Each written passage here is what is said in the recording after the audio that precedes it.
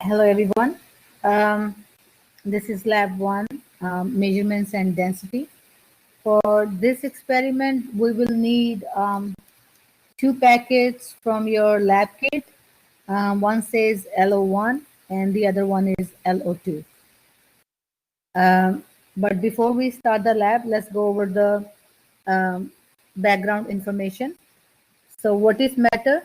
Anything that has mass and takes up space is called the matter.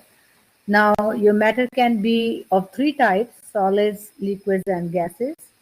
Um, solids, definite shape and volume; liquids, indefinite shape but definite volume; and gases have indefinite shape and indefinite volume. There is another classification of matter. Um, you can classify the matters into uh, pure substances. So you have this matter,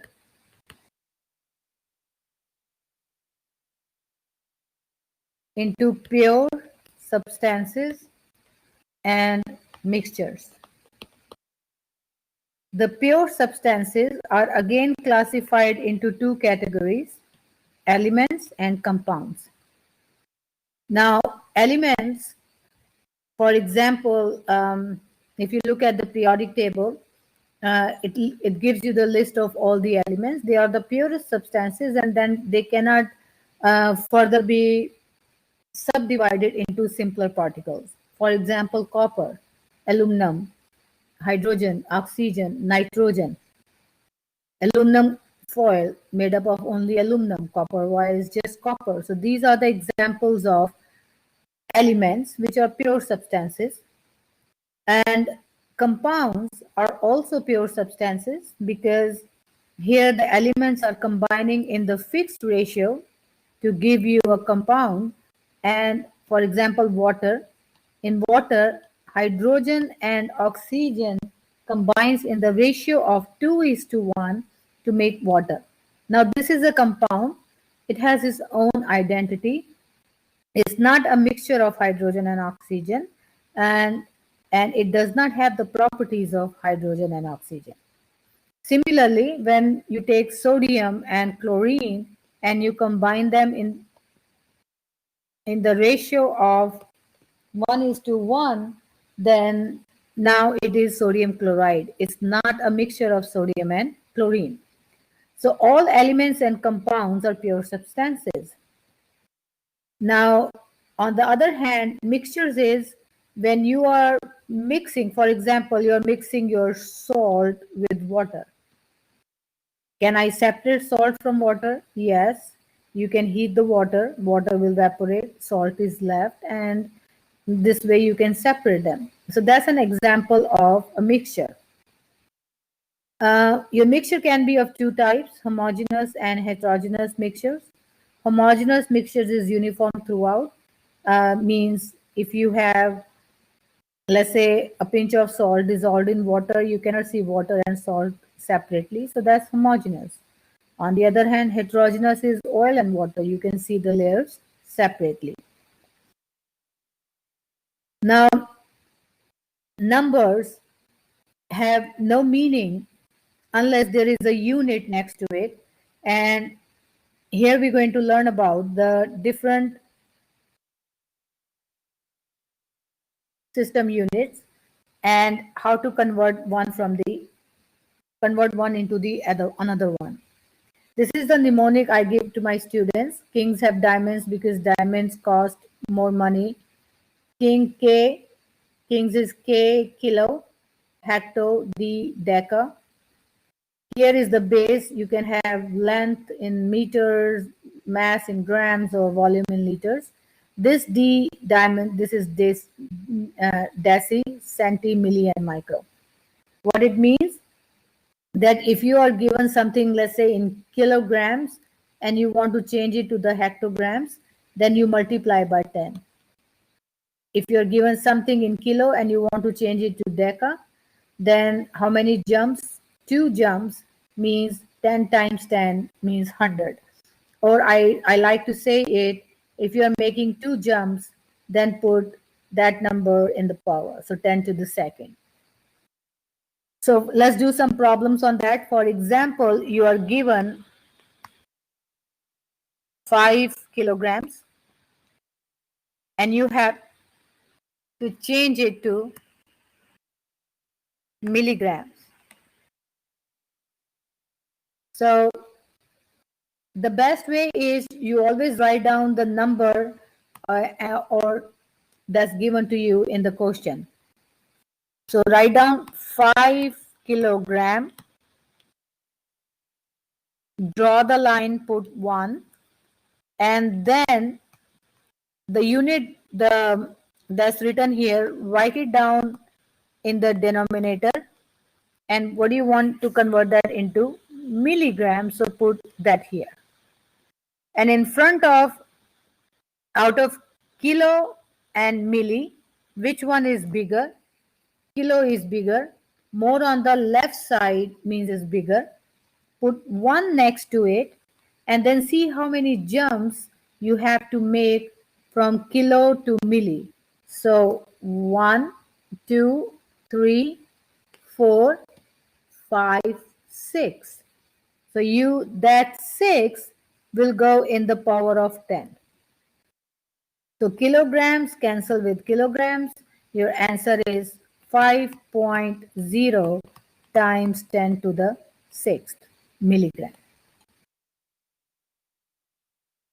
Now this, let me take a few more examples.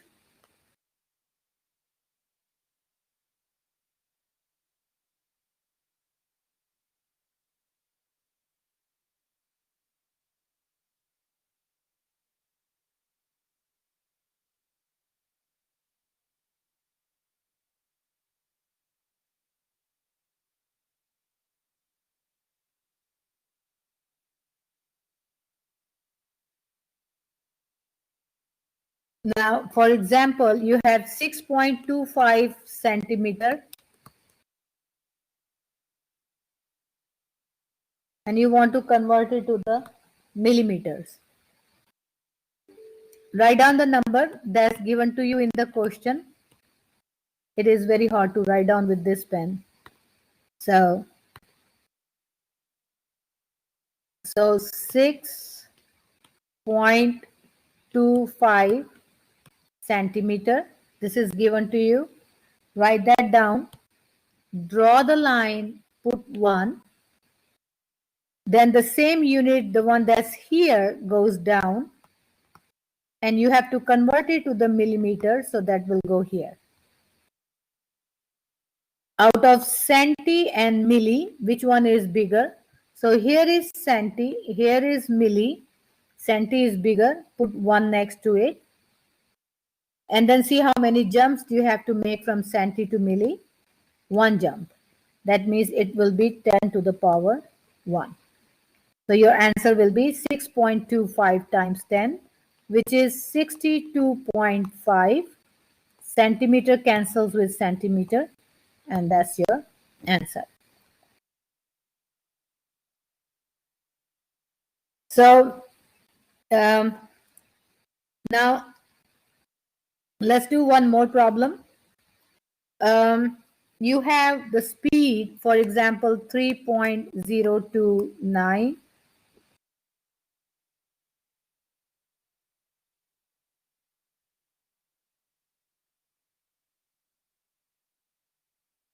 And this speed is given in meter per second.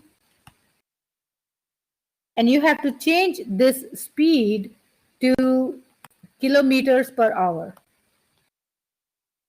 That means you're changing meters to kilometers and seconds to hours. So what's the first step? My first step is that I write down the number given to me in the question, which is 3.029 times 3.029 meter per second. And how do you convert meters to kilometers? So first, meter is here.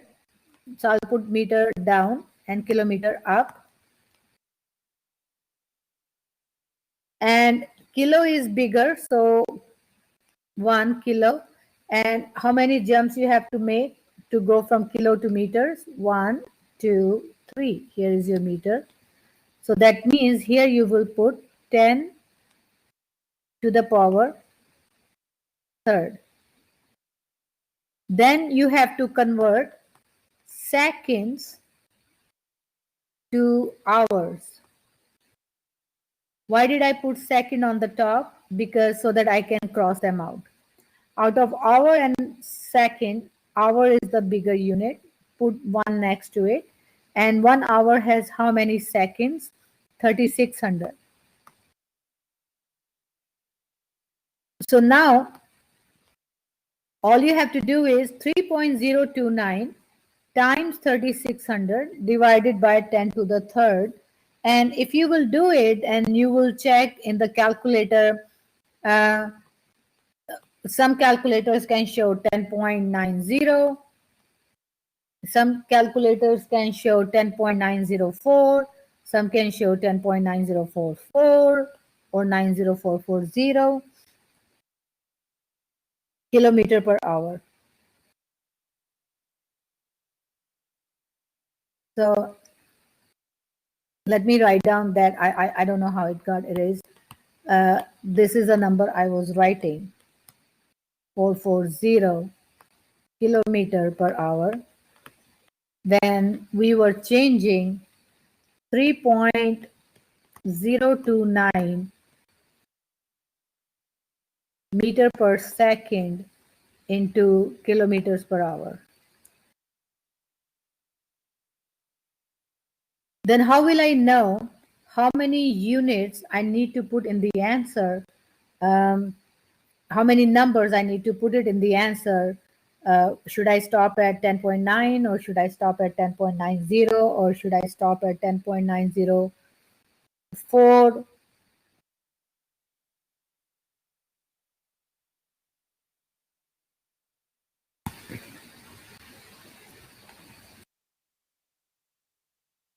So how many numbers I need to put it in the answer? So here we need to learn what we call it as the significant figure rules. And what are significant figure rules? That explains you how many digits should be in the answer. And what it does, what it says is that you have to, in your answer, you have to have an exact number followed by some estimate. Now, before we go into the rules, let's look at these three criteria. First thing, all non-zero digits are significant. So how many significant figures here? 4. How many here? 2, because they all are non-digit numbers. How many here? 5. And how many here? 3. The second one is a 0 is significant only if it occurs between two non-zero numbers. For example, 203. Then this 0 is significant. Or at the end of a number, but then there should be a decimal in the number. Now, that decimal could be anywhere. It could be here, here, or here. So otherwise, 0 will not be significant. So here in this case, 0 is in between two non-zero numbers. So yes, it is significant. So there are 3 significant figures here. 0 is at the end, but since there is a decimal, so yes, 0, so 4 significant figures. And then this one also 4 significant figures. A trailing 0, 0 at the end, will not be considered significant if there is no decimal. 0 at the end is not significant unless there is a decimal. So in this number 120, is there any decimal? No. So how many significant figures? 3. No, it is going to be 2 because this last 0 is not significant. Again, 2 here, 2 here, and 1 here. Now, how do we apply these significant figure rules on multiplication, division, addition, and subtraction? So let's look at first multiplication and division. When you're multiplying or dividing the numbers, you have the answer should have the same number of significant figures as the original number, but with the fewest. For example, 3.81 times 0.046. And when you will multiply it, you will get 0.1753. Now, this number has 3 significant figures. The second number has 2 significant figures. So that means in the answer, you should have 2. So that means 0.17. But the next number that you are ignoring, if that number is 5 or more than 5, then you increment the last number by 1. So your answer will be 0.18. So look at the two numbers, go by the lowest number. With addition and subtraction, what do? You look at your answer should have the lower number of decimal places. What does that mean? For example, if you have 10.11 and you're subtracting 3.6, you subtract it, it is 6.51. Now, the first number has 2 significant figures after the decimal. The second number has 1 significant figure after the decimal. So that means the answer should have 1 number after the decimal. Since the number that we are ignoring is less than 5, so your answer will be 6.5. You increment the last digit only if this number is 5 or more than 5.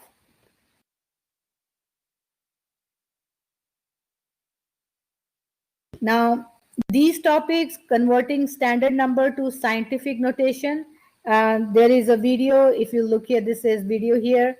You can click on this video and go over a few examples. The next is the density, and density is the ratio of mass and volume. And we are going to do a few problems on that. Your lab is also based on this. And all these concepts here you will be applying in your lab, which I will show you next. So here, the first thing is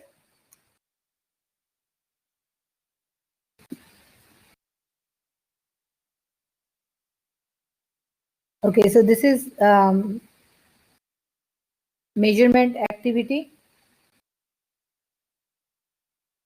Here you will learn how to use the metric ruler and how to report the answer.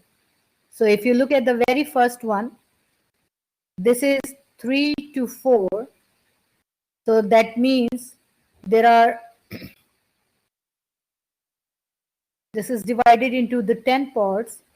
And so each part will be 1/10. So that will make this as 3.1, 3.2, 3.3, 3.4, 3.5, 3.6. And now it is between 3.6 and 3.7, in between these two.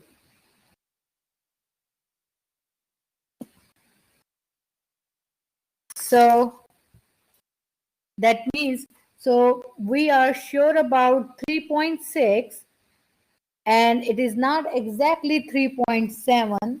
So that means you have to pick a number between that. So just see whether it is close to 6 or 7. So it's kind of more close to 7. So we can say I will 3.69. So this means I'm certain about this, but this is the last digit is, that's my estimate. So let's look at the second one.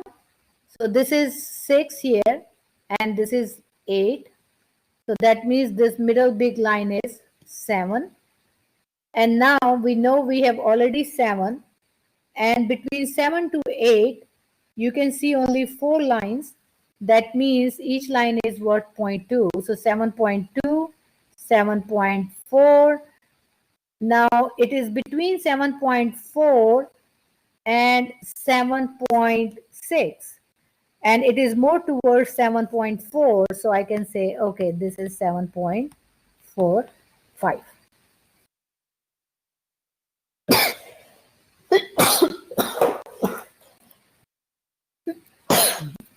The next one is the measurement milliliter scale. It is between 3 and 4, and it is divided into 5 parts. That means each part is worth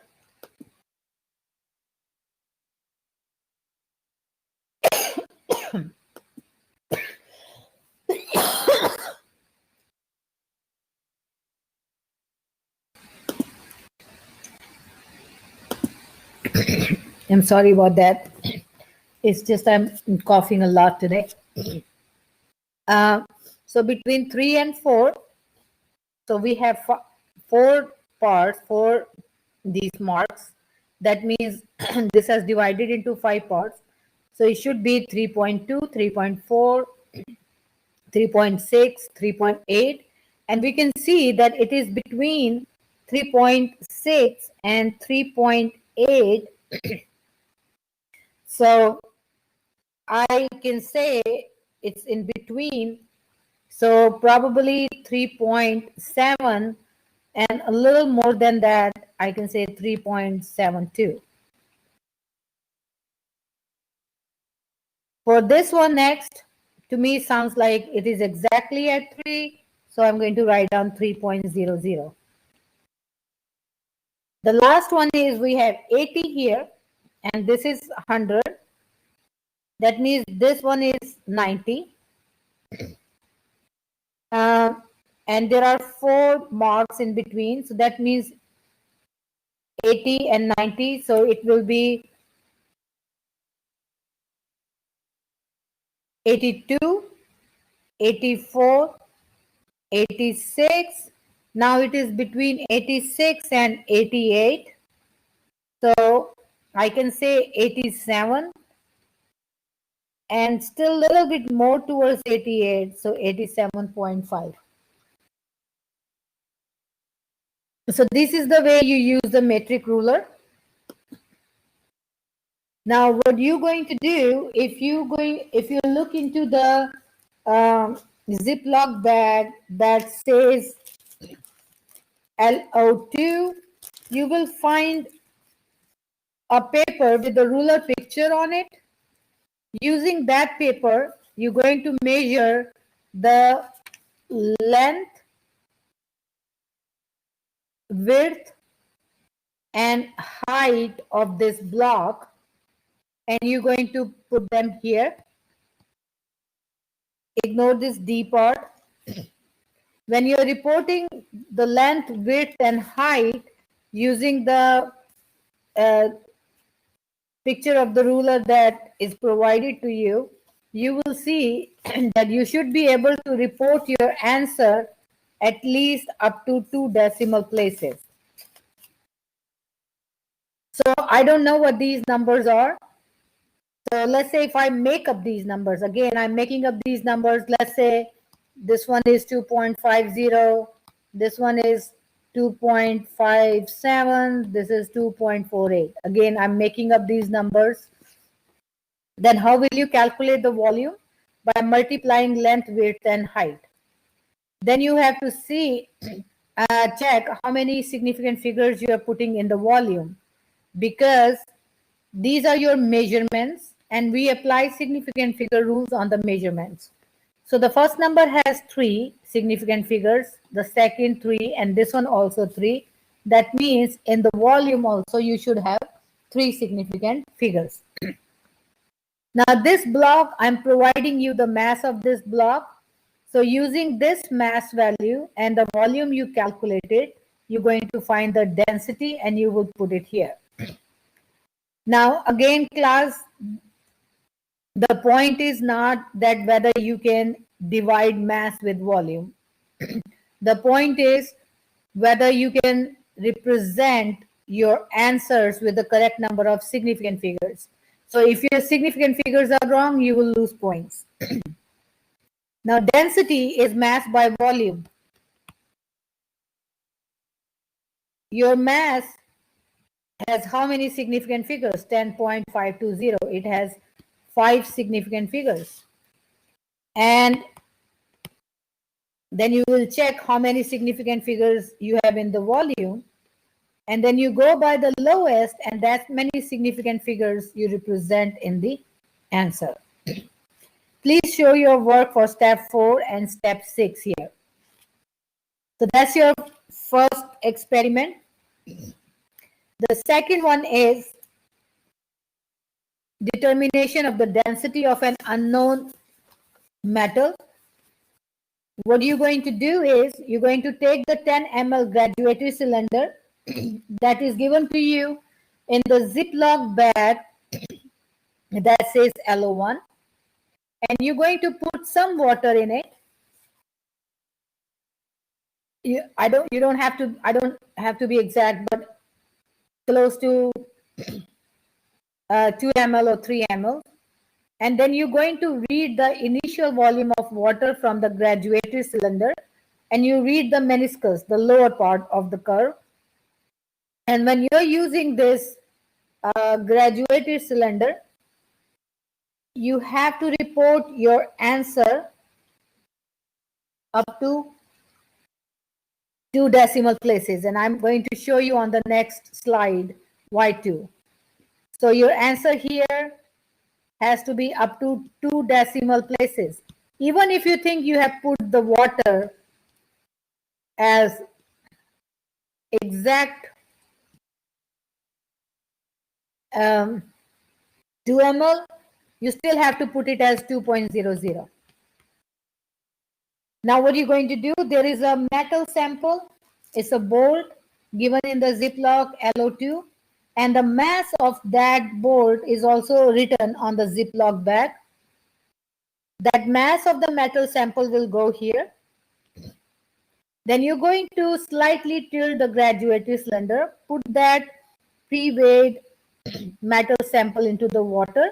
The level of the water is going to rise, and then you read the level again, and again that goes here. So again, it has to be up to 2 decimal places.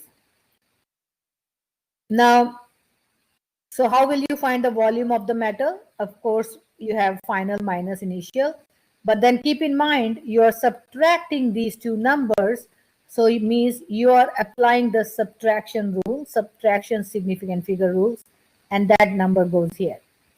So you have the volume of the metal on step 3, you have mass of the metal sample on step 4. Now you will calculate density by mass over volume, but make sure you watch your significant figures in mass and volume and go by the fewer. For example, let's say if your mass has 3 significant figures and volume has 2 significant figures, then you go by the lower, which is 2. Once you're done finding the density of the metal, then compare your density of the metal with the densities given here and pick the closest value and write down the name of the metal here. Let's say your density comes out 8.5. Then the closest to 8.5 I can find is nickel. Then I'm going to write down nickel there. But you have to look and see what you get. The last one is the measurement activity. Now in this activity, you will be measuring 9 ml of water in 3 devices. And all these 3 devices, 10 ml graduated cylinder, 25 ml graduated cylinder, and 100 ml graduated cylinder, they all 3 are given to you and are in your LO1 packet. Now, of course, I expect that 10 milliliter graduated cylinder should be the best tool for measuring 9 ml. So it will serve to determine the correct value. These are the 3 formulas that you're going to use it on the next page. So let me show you. So the first thing is you just have to look at your glassware, 10 ml, 25 ml and 100 ml graduate cylinder. And then you have to find the value of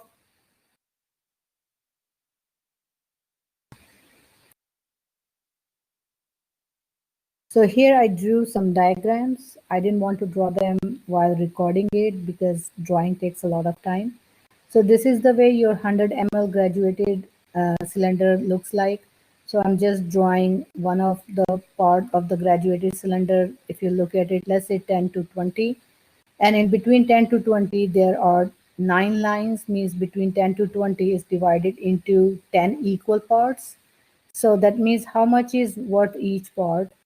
You can do it like this: 20 minus 10 is 10. And since they're divided into 10 parts, 10 divided by 10 is 1. So that means each line here in between is worth 1 ml. So 11 ml, 12 ml, 13 ml, 14, 15, and so on. So that's why here under 100 ml graduated cylinder, it says 1 ml, value of the smallest marking. Now, if let's say your level of the water is here, then 10 point, so this is 11, 12, 13, 14, 15. We are sure about 15. But then it is not at exact 15, it is between 15 and 16. So what you have to assume that between 15 and 16 also, there are 10 equal parts, and then you go from 15.1, 15.2, 15.3, and so on. So if I have this level, then I would read it as 15.3 ml. So the point is, between the 2 points, you have to assume that there are 10 lines, 10 parts. So each part will be worth 0.1. And so that means you do 15.1, 2, 3. So for this one, I'm picking 15.3. For 25 ml graduated cylinder, you can look that, for example, 10 to 15, and in between 10 to 15 there are 10 lines. So how much is worth each line? So you do it like that: 15 minus 10 is 5, divided by how many lines are in between 10. So 5 divided by 10 is 0.5 ml. So that means each marking is worth 0.5. So that means, let's say this is 10, this is 10.5, 11.0, 12, 11.5, 12.0, and 12.5. So we are 100% sure about 12.5. But then again, assume that between 12.5 and 13, there are 10 marks too. And so estimate the last one. So this is my estimation, 0.05. So I will say 12.55. 10 ml graduated cylinder. So I'm drawing the part of it between 5 to 6. So between 5 to 6, there are only 4 marks, means it's divided into 5 equal parts. So what's the value of this marking then? 6 minus 5 is 1. 1 divided by how many lines? 5. How many parts? 5. And 1 by 5 is 0.2. So that means value of this, you are incrementing every time by 0.2, 5.2, 5.4, 5.6, 5.86. So if the water level, if the curve is here, meniscus is here, and here the red one. So 5.2, 5.4, and so it is between 5.4 and 5.6. So that means I am going to take here 5.5, but then since it seems completely like 5.5, then I will say 5.50. Why? Because in between the 2 marks, you assume that it is further divided into 5 parts. So there are 4 lines and 4 parts, and each part is worth 25%. So that means it will make it as 5.50, 5.55, 5.75, and 6.0. So for this one, 5.55, this is 5.0, and this is 5.50. Now, what you have to do in the experiment is you're going to take 100 ml graduated cylinder and you're going to pour 9 ml of water there, and you will see that below the 10 ml there are no markings. So you can approximately make one mark for 9 ml using the marker and put 9 ml of water in that carefully. You can use the barrel pipette, the dropper that's given to you in the Ziploc bag, and then you transfer that 9 ml of water carefully into the 10 ml graduated cylinder, and then you read the level of the water in 10 ml graduated cylinder and you write down here. You repeat this 3 times. You take the water out of the 10 ml graduated cylinder, get rid of it, shake your graduated cylinder to 10 ml graduated cylinder to get rid of all the water droplets, and again take 9 ml of water in the 100 ml graduated cylinder and transfer it to the 10 ml graduated cylinder. Again, write down the volume there. Keep in mind that when you're using the 10 ml graduated cylinder, your precision is up to 2 decimal places. So here, if you're just writing, let's say 8.5 or 8.4, that cannot be correct because you have to write down up to 2 decimal places. Then the trial 3, the same way, get rid of water from 10 ml, 100 ml graduated cylinders, take 9 ml of water again in 100 ml graduated cylinder, transfer it to 10 ml graduated cylinder, read and write down here. Then calculate the average and make sure you're putting the correct number of significant figures here. If there are 2 decimal places here, here, and here, then of course this number is also going to have 2 decimal places. Now, how do you calculate the deviation? The formula is given to you on the last page. You do it by x minus absolute value of x minus x bar. So this is your x value here. And this is your x bar average value. So how will you calculate deviation here? This value minus average.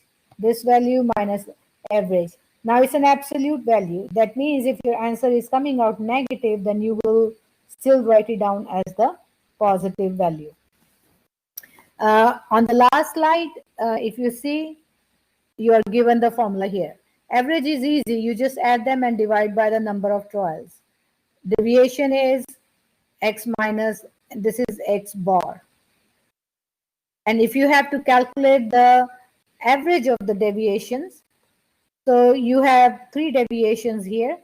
That means now you will add them and divide by 3 to calculate the average of the deviations. In last part, part 3, you're going to take 9 ml of water in 25 ml graduated cylinder, and you put up to 8.5, 8.6, and then use the pipette to make it exact 9 ml, and then pour that into the 10 ml graduated cylinder and read the level of the water in 10 ml graduated cylinder. You're again going to do 3 trials. You're going to write down the average here. These will be your deviations, and this one is going to be the average of the deviation. So let's say, for example, here you got, again, I'm making up this number, 9.20. And let's say your average is 9.40. So deviation is 9.20, absolute of 9.20 minus 9.40. 9.20 minus 9.40 is 0.20, negative 0.20, but since it's absolute, so the answer will be 0.20. And then you have these 3 values, and then you're going to take the average again. Once you're done with this lab report sheet, you have done all the experiments. You're going to also take the picture of each setup. When you're doing density, you can take the picture of taking the when you're measuring the length, width, or height of the block. In the second one, where you're calculating the density, you can take the picture of water level with or without your metal piece. Now, in second experiment where I taught you how to do the density, find the density of an unknown metal, make sure you're putting enough water in the graduated cylinder so that your metal piece has to be underwater. It cannot be a little bit above the water and below the water. So you have to have enough water so that your metal piece, that board, is completely submerged. Now the pictures that you're taking, you can copy paste them into this lab report sheet Word document. And then you're going to save your Word document as L1 measurement and density, your first name, then the last name and date, and then upload it under this document, this assignment. This is already there on the on Canvas.